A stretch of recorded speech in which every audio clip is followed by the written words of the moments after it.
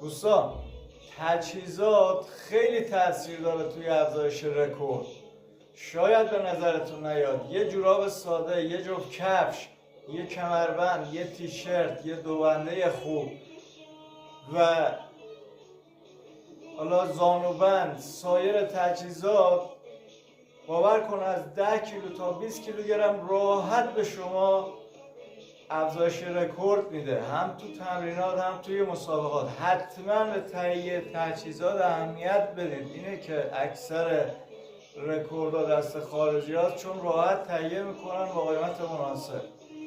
موفق و پیروز باشید.